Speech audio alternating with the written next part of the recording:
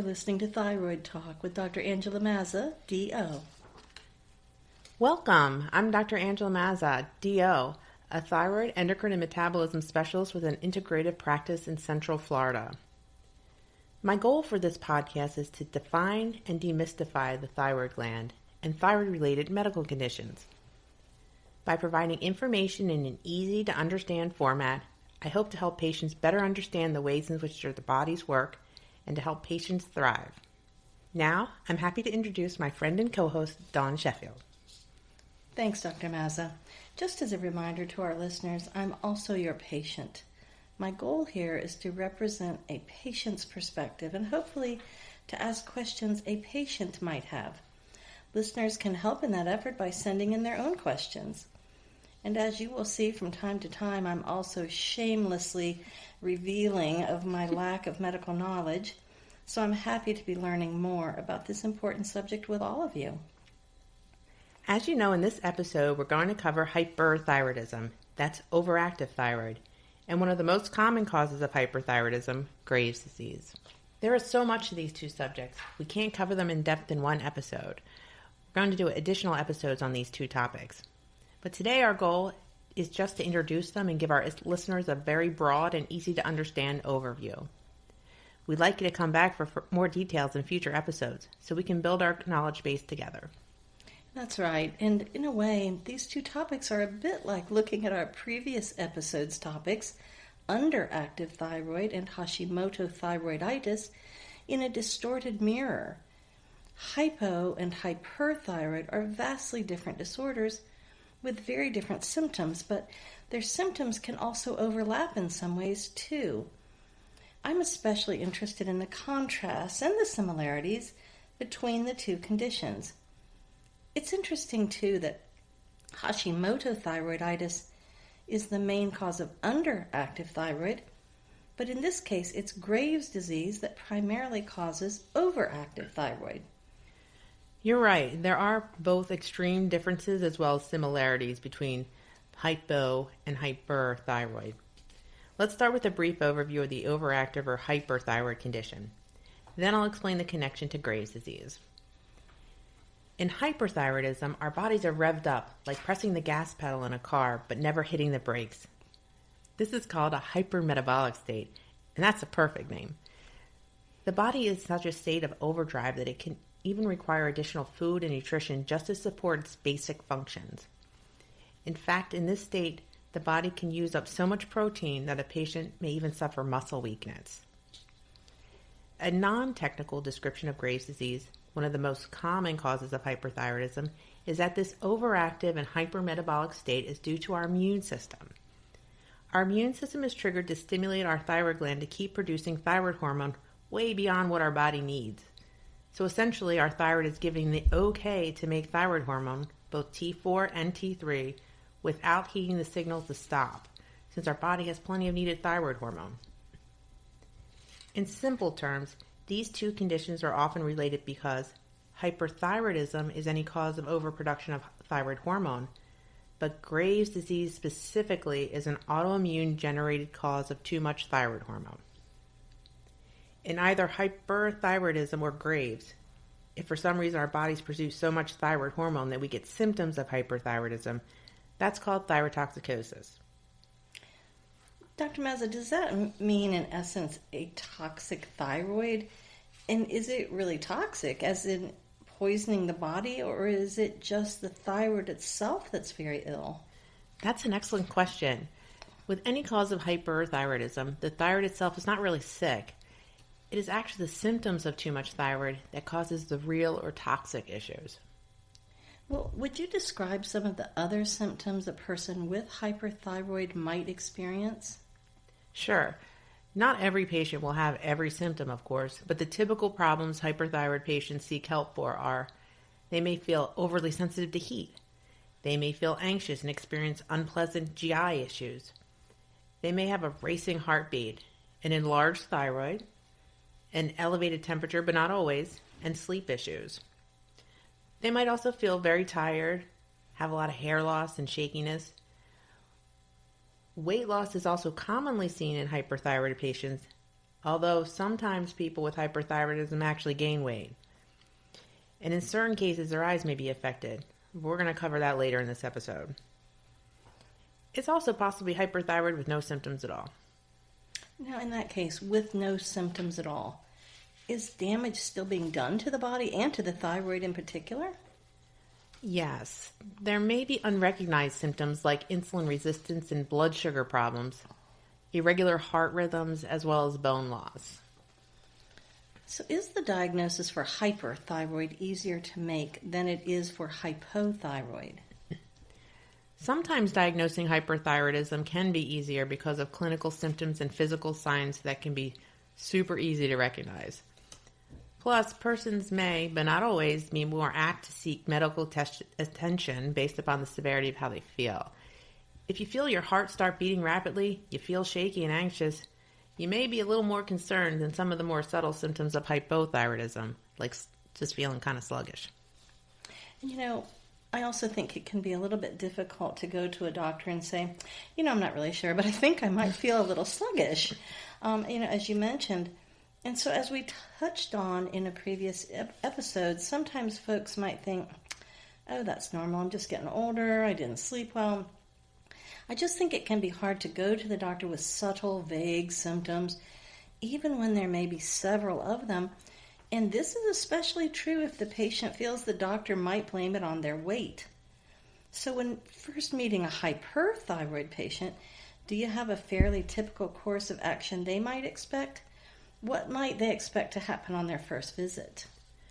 Expect a lot of questions first, of course. Oh, the questions, yeah. A good history is key. Then they can expect a thorough physical exam, eye exam, neck, heart, reflexes. Then comes laboratory evaluation. I also always do a thyroid ultrasound right here in my office to help me determine the root cause, even without the lab work. The ultrasound will help me narrow down the underlying cause, such as a toxic or overactive nodule, in less than 5 minutes flat. In that lab work evaluation, what tests might you order? The typical thyroid function panel usually ordered to start with will include thyroid stimulating hormone, or TSH. Remember, that's the releasing hormone that comes from the pituitary to stimulate the thyroid. Right. T4, which is the main thyroid hormone made by the thyroid, as well as T3. T3 is active thyroid hormone. T4 gets converted to T3. And I usually check them in the free form. Free meaning not bound by protein and readily available for use by the body. Remember, this is a feedback loop. So if the pituitary and hypothalamus, another part of the brain, sense that the body needs more thyroid hormone, TSH goes up to tell the thyroid to make more thyroid hormone. The reverse is true. So if the brain is sensing there's too much thyroid hormone, the TSH goes down. In most cases of hyperthyroidism, this is the case. The TSH is actually low, and T3 and T4 are high. The brain is trying to tell the thyroid that no more thyroid hormone is required, but the thyroid is not listening. Other tests that are useful include thyroid antibodies, specifically thyroid-stimulating immunoglobulin, or TSI, as well as erythrocyte sedimentation rate, SED rate for short. TSI is, if TSI is high, the diagnosis is Graves. If SED rate, which is a marker for inflammation, is high, it's just an inflammation in the thyroid, or that's also called a thyroiditis. Imaging might also be ordered at the initial consultation, like an ultrasound, and in some cases, some physicians order what's called a 123 iodine uptake scan. At first I wondered if hyperthyroid patients are very often misdiagnosed or if the condition might be initially missed. But now I feel like their symptoms may be so severe, possibly life-altering, that they are more likely to be seen soon after onset. Well, some people with severe symptoms of hyperthyroidism may have been misdiagnosed or undertreated in the past. But people who are really symptomatic seek medical attention sooner, or may even end up in the ER.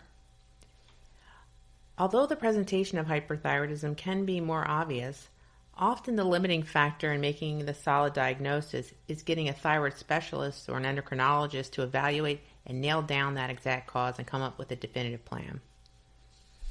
What factors can bring on hyperthyroidism? For example, can stress trigger it? There are so many possible triggers for different types of hyperthyroidism. Some are more common and others that are really rare. There are some that are just really harder to diagnose. We'll touch on some of the more common ones today. First of all, stress is probably the most common trigger, especially for Graves' disease. Like with any autoimmune condition, just like Hashimoto thyroiditis, there's usually an underlying genetic predisposition, but something comes along and turns it on.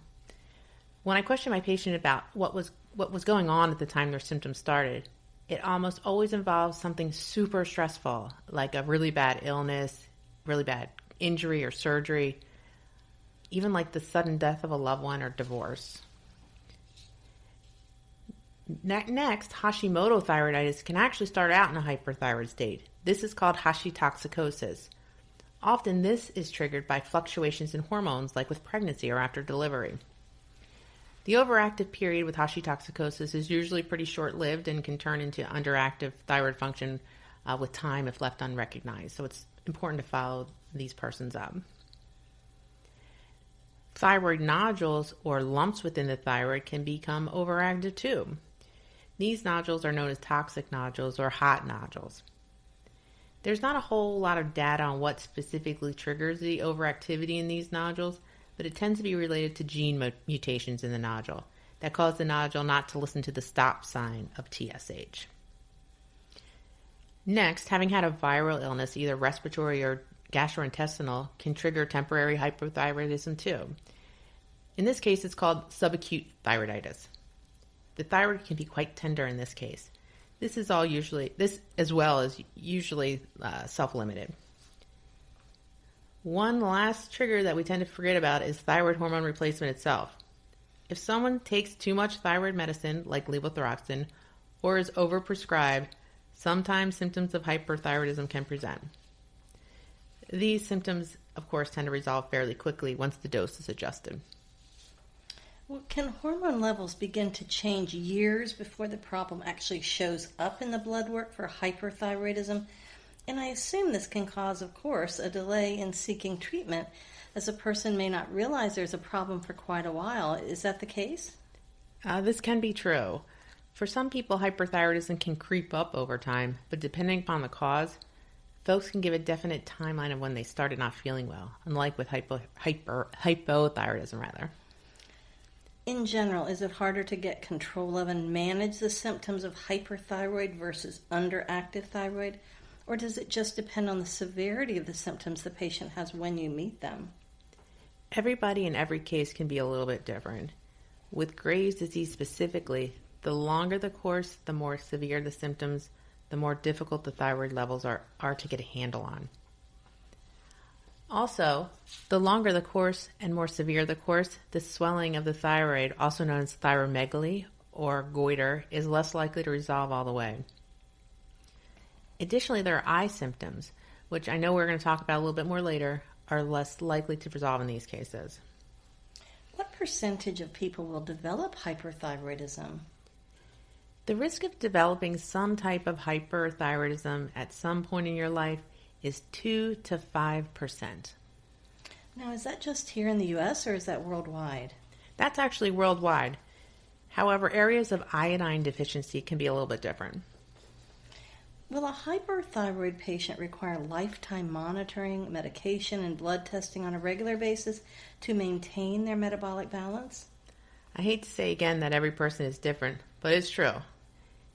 Even when I'm able to get someone off of medical therapy, I continue to follow them to early identify if they have a recurrence.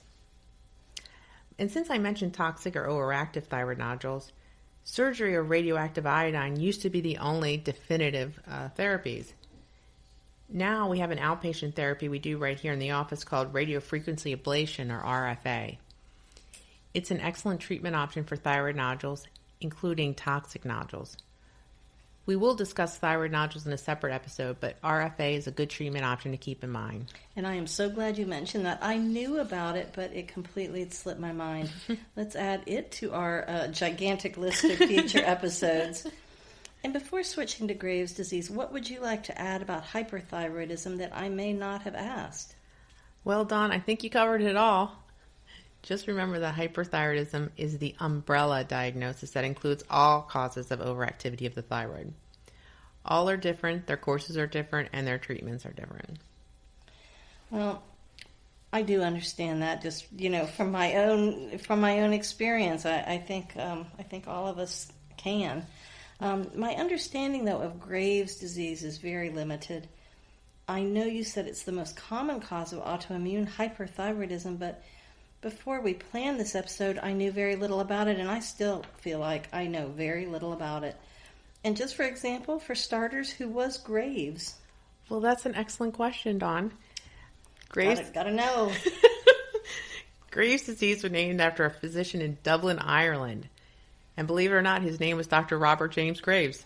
There you go. In 1833, Dr. Graves described the characteristics of this condition, and nobody knew what it was. However, it was previously described by another physician, Dr. Caleb Hillier-Parry, much earlier in 1786. They both made the same comment to what they called protruding eyes, an anxious appearance, and an increase in heartbeat that, quote, shook the thorax. They actually were both wrong as to the cause of these symptoms, since they attributed the heart to be the source of the issues. Not long after, then the nervous system was considered to be the source of the issue. It really wasn't until 1909 that Dr. William Osler named the thyroid gland as the definitive source of this constellation of symptoms. And are the symptoms, this constellation of symptoms, the same with Graves as with regular hyperthyroidism? Most of the symptoms of Graves' disease are similar to other causes of hyperthyroidism, to a greater or lesser extent. There are a couple of features that are particular just to Graves' disease, though. Specific eye changes known as Graves' ophthalmopathy or thyroid eye disease, you might see that on television called TED or TED, only occurs in Graves. There are also some skin changes on the lower legs that may appear. It's called pretibial edema. That also only occurs with Graves. Finally, there's a true endocrine emergency that can be life-threatening. This is called thyroid storm.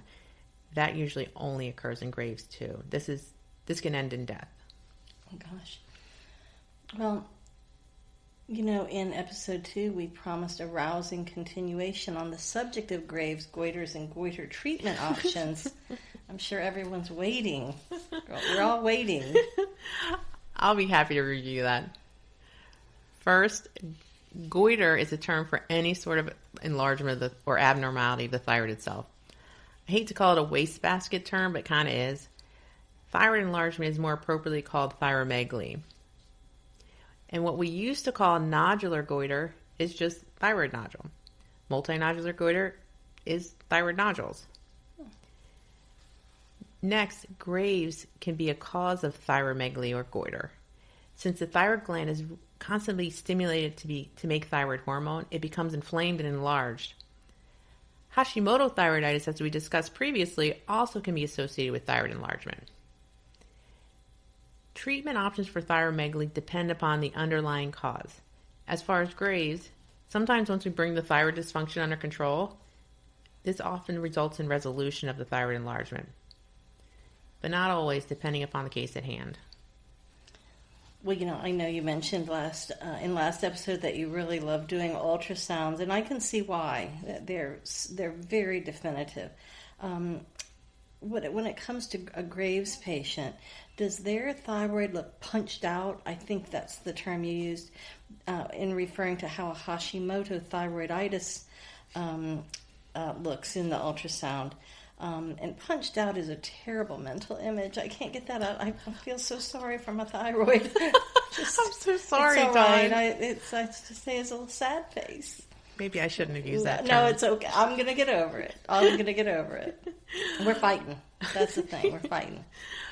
Ultrasound imaging of Graves and Hashimoto thyroiditis can be really similar, and I won't use the word punched out. It's okay. It's all right. Like Hashimoto thyroiditis, we can also see a heterogeneous, also known as mixed texture on the thyroid under the ultrasound probe, but it tends to be a little more uniform throughout the whole gland. Plus, since Graves' thyroid is so active, it has a lot of vascularity or blood flow, So you can see what's sometimes called a thyroid inferno when the Doppler flow is turned on. Doppler is the setting on the ultrasound that shows blood flow.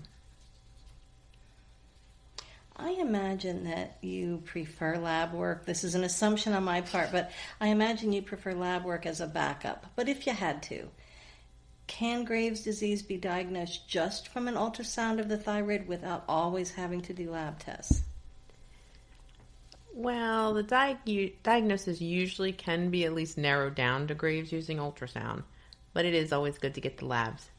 The labs are really helpful in monitoring a person's progress and helps me figure out what changes need to be made in therapy. I should also add, since we are talking imaging, that some people who have or have had any form of hyperthyroidism may have been sent for a scan called an iodine uptake and scan. This is a nuclear scan when a person's given a capsule that's filled with radioactive labeled iodine. Ideally, the iodine goes to the area in the thyroid, whether it's part of the thyroid or all of the thyroid, and it makes a picture. This imaging is pretty much obsolete right now, and there are really very few instances where this extra radiation exposure is really necessary.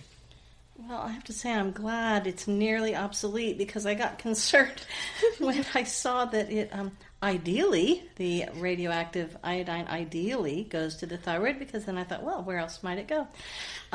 That's not as definitive as an answer as I would like if I'm swallowing something radioactive. So it's not a good picture. No. Mm-mm. When a patient comes in for hyperthyroid testing, do you also test for or look for Graves' disease at the same time, and are the tests different? Yes, I am always screening for Graves when someone who is hyperthyroid comes to me for evaluation. And with Graves' disease, what age group is mostly affected? We usually see Graves between the ages of 20 and 40, although there are always outliers to that kind of generalization. Of course. Yeah, of course. And are there some general gender differences in the number of patients who have it also? Well, just like Hashimoto thyroiditis, women are affected more commonly than men. Oh boy. Again, aren't we lucky? Mm-hmm. However, in my experience, and I've been doing this a little while now, the gender disparity is a lot less with Graves. Generally speaking, I have a lot higher percentage of men with Graves than with Hashimoto thyroiditis. Oh. Well, in a really bare bones kind of way, will you outline the treatment options for Graves? And by bare bones, of course, I mean in a way I can possibly understand. Of course, Dawn. Thank you. There are prescribed meds for symptom control as well as actual thyroid hormone control. And there are some natural therapies too. As an integrative endocrinologist, I tend to use a little of all of them in the beginning, especially if someone's having a lot of symptoms. From a medication standpoint, we break it down into two things. There's for symptom control and then for thyroid hormone production. Okay. For symptom control, like for heart racing and insomnia, beta blockers, like those we use for blood pressure control, are usually started. That's like atenolol or Lopressor. These type of meds are really only needed early on and then can be stopped fairly quickly. As far as for thyroid hormone production, we use either methimazole or propylthiouracil. Both of these work to help tone down the actual thyroid activity. I usually start with a higher dose and then taper down as things get better controlled. Other options can include surgery to take out the thyroid or radioactive iodine. Your favorite, Dawn. I tend not to go for these options unless absolutely necessary. Mainly because I can't take them back once I do. That's right. I offer. These are not reversible. Can't take it back. Of course, there are details about each one as well as pros and cons, which we'll cover in a subsequent episodes. There are some natural therapies that can be helpful alongside prescription medications such as antioxidants and L-carnitine. But, and this is very important, the use of natural therapies needs to be carefully evaluated and closely monitored by your healthcare provider in the context of how unstable your thyroid is at any given time. You're right. That is very important. That's a great point. Are there also diet and lifestyle changes that hyperthyroid and Graves patients might undertake to better support their immune system and thyroid while they're undergoing medical treatment, and of course with their own provider's approval. Of course. Just like Hashimoto thyroiditis, I usually recommend limiting inflammatory foods. So that's like gluten and pasteurized dairy. And I really focus on gut health. Trust me, we are going to cover gut health in the future. Oh, I just know we will. Your favorite. My leaky gut. Here we come. I also always recommend stress management wherever possible. Some stressors are under our control, others not so much. When it comes to exercise, guidance on exercise recommendations depends upon the person and their thyroid levels. So you don't want to overdo it when you're really hyperthyroid. Okay. Well, I hope I'm right in saying that if a person has hyperthyroidism, they might not have Graves' disease. But if they do have Graves, then it looks to me like then they also have hyperthyroidism. Is that correct? Good question. You are exactly right, Dawn. That being said, by using integrative medicine, I have had a lot of success in treating patients with Graves' disease who are no longer on any meds and their antibodies are no longer measurable. I continue to keep up with them at least once or twice a year to make sure they stay that way. Well, I hate to admit that I did not realize how debilitating an illness hyperactive thyroid can be. My guess is that some of us, and by that I mean, me, with sluggish thyroids may have, if given a choice, opted for overactive thyroid, primarily for the increased metabolism and the perception that it's easy to lose weight. But now I really truly realize the extent and severity of the other symptoms these patients may have to cope with. And talking about how the grass really is not greener with hyperthyroidism, in addition to their increased metabolism that you mentioned, there can also be some other very difficult symptoms. As an example, in Graves' disease, even a patient's eyes can suffer, and this happens in two different ways. One, the milder situation, which can occur in most all causes of hyperthyroidism, is often called lid lag, or more formally, proptosis. This causes the upper eyelids to retract, become pulled up, and expose the whites of the eyes. This can give a person the appearance of staring wide-eyed. This condition has some downsides, obviously, but when proper thyroid levels are obtained again, this condition tends to resolve as well. The other more serious condition is Graves' ophthalmopathy. You might also hear it called thyroid eye disease, or TED, or Graves' eye disease. In this disorder, special cells in our bodies cause inflammation in tissue behind the eyes. The surrounding eye muscles may also become enlarged.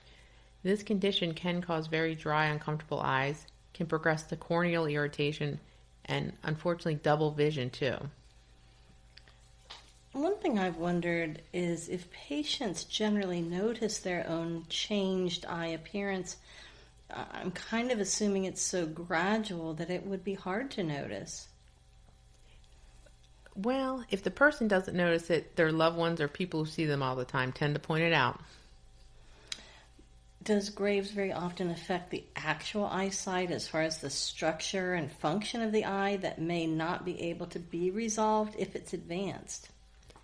Graves' ophthalmopathy does not commonly progress to vision loss, but it can. This is more frequent if the overall thyroid status is not controlled. One thing to note with thyroid eye disease is that smoking cigarettes makes this condition worse. Yet another reason for our listeners to stop smoking. So medical treatments for Graves' ophthalmopathy are available, but recovery can be complex and difficult depending upon the severity of the case. I'd much prefer that patients get treated early for their thyroid problems, including hyperthyroidism and Graves' disease, long before serious complications can occur.